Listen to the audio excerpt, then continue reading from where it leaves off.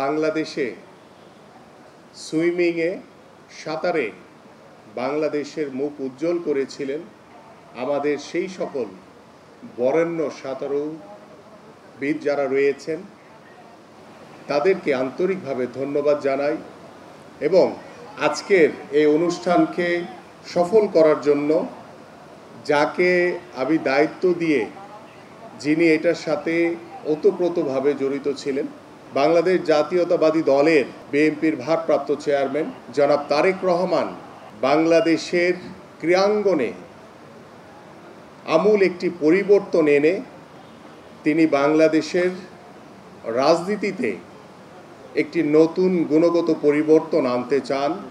সেই গুণগত পরিবর্তনের মাধ্যমে বাংলাদেশের সামাজিকভাবে আমরা সকল ব্যক্তি এবং প্রতিষ্ঠানকে আমরা একটি গুণগত পরিবর্তনের মাধ্যমে একটি নতুন একটি ধারা আমরা তৈরি করতে চাই। আর এটা ওটা না, কাপড় ধোয়ার একটাই সলিউশন, চাকা অল-ইন-ওয়ান। এবং সেই ধারার ফলে আমরা রাষ্ট্রীয়ভাবে আমরা আমাদের সকল প্রতিষ্ঠান সর্বক্ষেত্রে আমরা গুণগত পরিবর্তন আনতে চাই এবং সেই পরিবর্তনের লক্ষ্য নিয়ে আমাদের মাননীয় ভারপ্রাপ্ত চেয়ারম্যান জনাব তারেক রহমান তিনি বাংলাদেশে তার নির্দেশনায় আমরা আরাফাত রহমান কোকো স্মৃতি ফুটবল টুর্নামেন্ট বাংলাদেশের প্রত্যেকটি বিভাগে আমরা শুরু করেছি। আমাদের জিয়া ক্রিকেট টুর্নামেন্ট প্রত্যেকটি বিভাগে আমরা শেষ করে ঢাকায় ফাইনাল রাউন্ড ইতিমধ্যে আমরা শেষ করেছি। আমাদের জিয়া আন্তঃথানা ফুটবল টুর্নামেন্ট আমরা ঢাকা মহানগর উত্তরের আগামী 18 তারিখ ফাইনাল ম্যাচ অনুষ্ঠিত হবে এবং আমরা আশা করছি যে আজকের যে নতুন একটি ধারা তৈরি হলো যে জিয়া উদ্যানে আমরা এই লেকটিকে দেখেছি গত 17 বছর অবহেলিত অবস্থায় ময়লা আবর্জনায় স্তূপে ভরেছিল। আমরা সেই লেকটিকে পরিষ্কার করে আমাদের আজকের যে সারা বাংলাদেশ থেকে যে বরেণ্য সাঁতারুগণ আমাদের এখানে উপস্থিত হয়েছে ইতিমধ্যে বেশ কয়েকটি ক্যাটাগরিতে আমাদের সাঁতার পর্ব ইতিমধ্যে শেষ হয়েছে।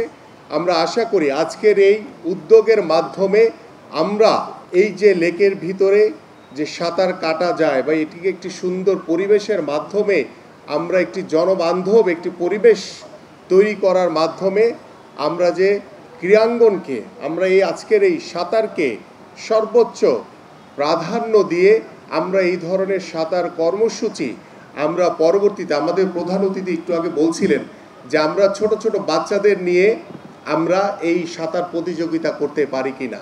আমি আপনাকে আশ্বস্ত করতে চাই ইনশাল্লাহ আমরা দ্রুতই আমাদের বয়সভিত্তিক হয়তোবা 12 বছর কিংবা 14 বছর কিংবা 16 বছরের বাচ্চাদের নিয়ে আমরা হয়তোবা এই লেকেই আমরা ইনশাল্লাহ একটি সাঁতার কর্মসূচি আবারও উদ্বোধন করব।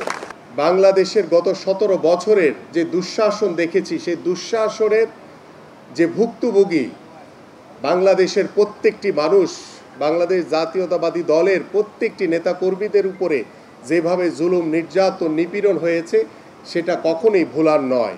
আমরা 5 তারিখের পরবর্তীত যে সময় সেই সময়ে বাংলাদেশ